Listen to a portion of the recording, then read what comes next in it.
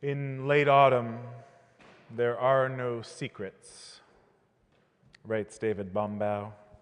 In late autumn, the world is what it is, and there is no time for pretense.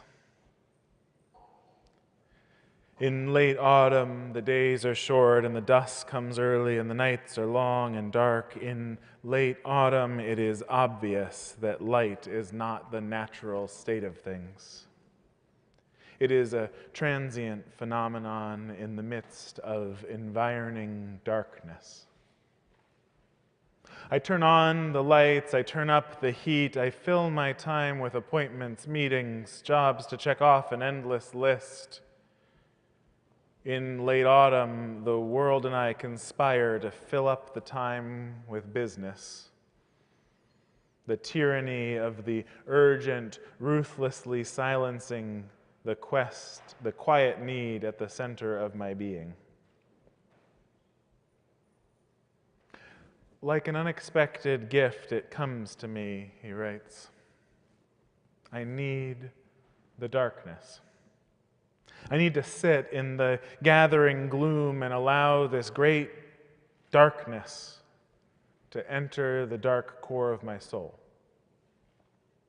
I need time to consolidate the seasons of green growth, to open myself to possibilities beyond my dreaming, for this is the meaning of the myths of the season. It is only when darkness is complete that the light can be born into the world. Hanukkah, Christmas, tales packaged and retold to ears that only half hear when we fill the dark silence with noise. Late autumn is an invitation to rest in the nurturing dark at the core of our being, to wait for something within us to stir and grow. This autumn, I pray you, be not too eager to light the lights.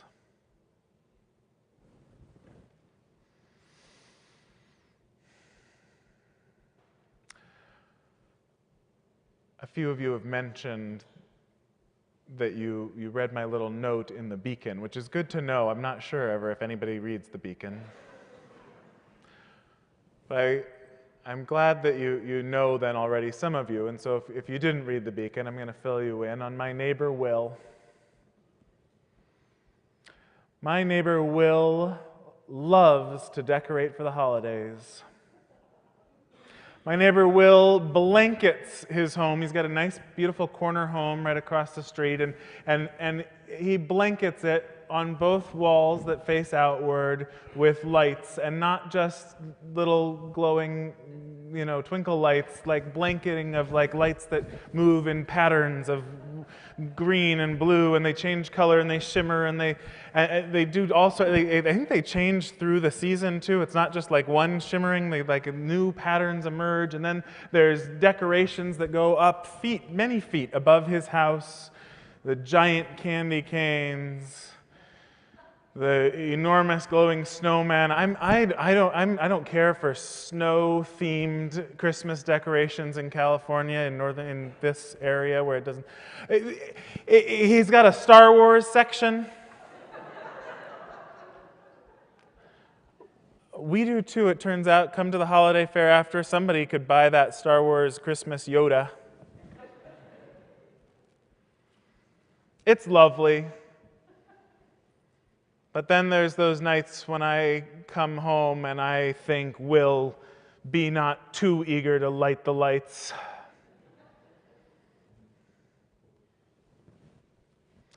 We've inherited a great emphasis on the light. We talk it's so thoroughly embedded in our language, right? All the wonderful things that are full of light, all the light and joy and happiness, and the hard, dark, evil, bad, right? It's so thoroughly embedded, this inheritance.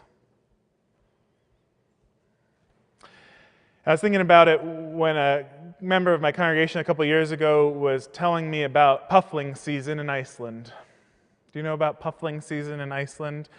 She had just come back from a trip to Iceland, and while she was there, you know, the puffins, the cutest, most adorable of all birds, they lay their puffling eggs right on the seashore cliffs out above the ocean.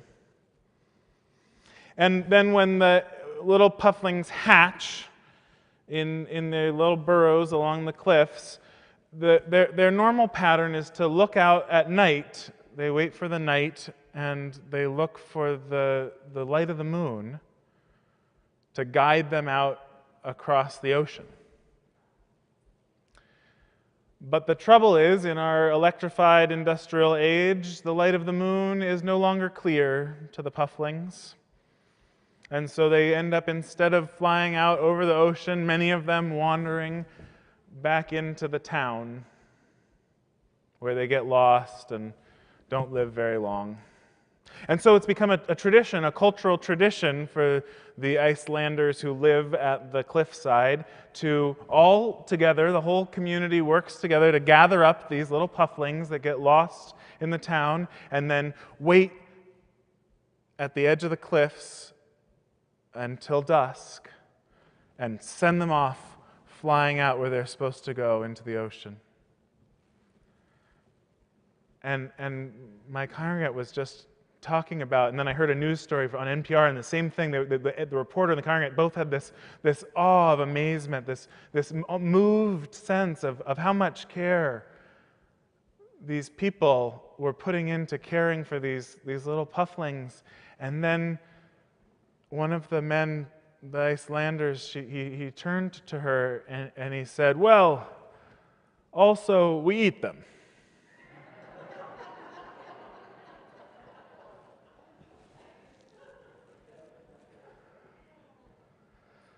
I think it's good. It's a good time of year to remember, and probably good from time to time to remember that our living depends on the death of other living things, even if it's just plants. We know how easy it is to sanitize this in our modern lives.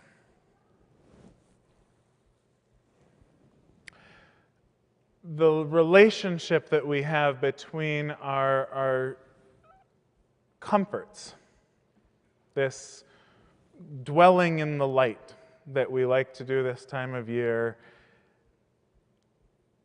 I think it has a relationship that we sometimes forget with survival.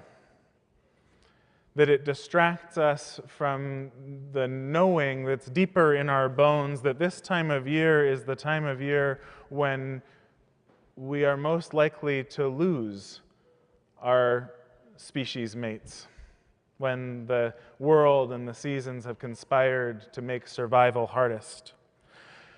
And so we distract ourselves from this hard truth, from the pufflings we eat or whatever it is. We distract ourselves sometimes in shocking lengths. I'm sometimes shocked by the lengths I'll go to distract myself. Have you ever found yourself with more than one screen at the same time? You know, has anybody ever found yourself with 3 screens all at once? Like I've got the TV's going with whatever it is, and then I've got something that I'm doing on the iPad at the same time, and then all of a sudden I'm pulling out my phone to check something, and there's nothing wrong with comfort and reassurance, but our comforts, whatever they are, they become addictions when we cannot set them down for a time in order to encounter the dark, to be with, to listen for the deeper dark. And the truth is that, and it's depicted in countless of those horror movies, is we cannot outrun whatever it is waiting for us in the dark. No matter how big a fire we build, no matter how many screens we turn on, it will find us. Barbara Brown Taylor is an Episcopal priest, and she was an Episcopal priest. She walked away from the tradition. I've been reading her book, Learning to Walk in the Dark. And she mentions how, with all of our talk of enlightenment, she's never heard people whisper in the same hushed tones about endarkenment. Maybe we could be seeking endarkenment a little more often. She describes one Sunday after church when she started crying on the porch of her church while she was shaking people's hands. She didn't know where the tears were coming from. She thought she might have an allergy, and that's how she explained it to her bewildered parishioners, who, of course, were starting to try and find Kleenex and handkerchiefs, something to care for her. But it wasn't an allergy, she says. It was a grief so deep that I didn't even have words for it. Do you know that grief?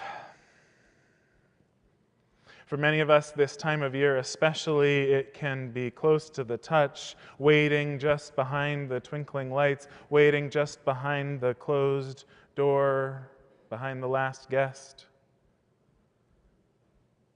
Sometimes it even feels, amidst the merriment of the holidays, like it's a malevolent beast just waiting to pounce the moment we set down the festive drink, the moment we're left alone, the moment we turn out the lights. Brown says she walked through the dark as she did. She wished she could turn to the church for help, but she said so many congregations are preoccupied with keeping the lights on right now that the last thing they want to talk about is how to befriend the dark. She describes the full solar spirituality in our country. Full solar spirituality, that the spirituality, God, the holy, is found only in the light. Prosperity gospel and self-help books and all that we do to convince ourselves that that's what it's really about. Find your bliss. But she says there's something worth encountering in the dark. Something about waiting long enough in the dark to let our eyes adjust, to take ourselves to a dark enough place where we can begin to see what is waiting for us. I was in my own despair one winter, falling into it, and I was hardly able to leave the house. It was excruciating to be left alone for more than moments. And I really couldn't see then a future any brighter than the bleak present.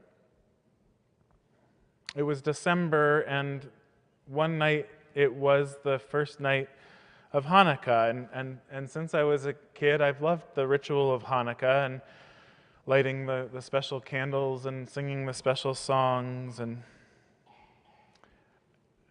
so I didn't particularly feel like it wasn't exciting that year to celebrate Hanukkah, but it was what you did. It was what I did, and so I did light the Hanukkah candles. And there was no instantaneous, miraculous recovery. The spirit of Judah the Maccabee did not descend upon me and lift my depression. But as I watched the candles burn that night, there was a glimmer of hope. There were childhood memories of the holiday that came to mind. There had been other times, and I had some recollection of feeling differently than I felt then. And somehow those little flickering flames, not particularly powerful or strong, but real and alive, were what I needed to imagine the possibility of other years to come. That moment when the candles are almost out, I love that moment, waiting to watch the last flame disappear. And the darkness that is not the same darkness as before. The darkness that I've now anticipated and welcomed in. It's been almost 20 years now since that first experience of clinical depression, and it's taken me about that long to feel what I've been surprised to discover is gratitude for having known that darkness of depression.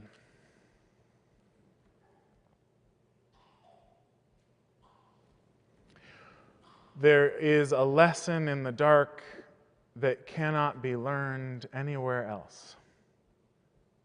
Parker Palmer, who we were talking about last week, he tells the story of a circle of trust. That's what he calls those small groups that listen deeply with one another. Describes one, it was a racially diverse circle of trust of teachers. And one of them was a white middle school teacher, Janet, he called her, who sat through their first retreat in silence, looking angry and distracted. Didn't particularly engage. In the second retreat, as the group explored a poem that touched on racial issues, Janet's grievances began to spill out. She was having a terrible time in her classroom, and it was all the fault of those students. And all of those students were black. But what Parker Palmer says in this story is that something happened because no one invaded Janet by challenging her about her racism, or evaded her by pretending she was not there, despite the fact that there were a number of teachers in the circle, black and white, and maybe others too, who must have been deeply upset about what their colleague was saying. Instead, he says, everyone continued to wait for Janet's soul. He describes her struggling with demons in that second and third retreat, and then finally at the fourth retreat, something remarkable happened. Speaking through tears, Janet told the group that after the previous retreat, she had become appalled at what she heard herself saying. She had resolved to build a better relationship with her most difficult student, had learned things about his life that turned some of her anger to compassion. Her classroom troubles had diminished as she acted on the insight that a part of the problem had come from her. By resisting the urge to shine a light on the issue, to demonstrate to Janet her blind spot, the darkness was able to do its job. Discovering that the darkness was her own, her eyes adjusted, and she began to see more clearly. Taylor, that ex-priest, she says, I have learned things in the dark that I could never have learned in the light. Things that have saved my life over and over, so that there is really only one logical conclusion. I need darkness as much as I need light. Yes, the pufflings are cute, and also we eat them. A final poem, A Blessing, to close, by Jan Richardson. Go slow if you can. Slower, more slowly still. Friendly dark or fearsome, this is no place to break your neck by rushing, by running, by crashing into what you cannot see. Then again, it is true. Different darks have different tasks, and if you have arrived here unawares, if you have come in peril or in pain, this might be no place you should dawdle. I do not know what these shadows ask of you, what they might hold that means you good or ill. It's not for me to reckon whether you should linger, whether you should leave, but this is what I can ask for you. That in the darkness there be a blessing, that in the shadows there be a welcome, that in the night you be encompassed by the love that knows your name. May it be so, and amen.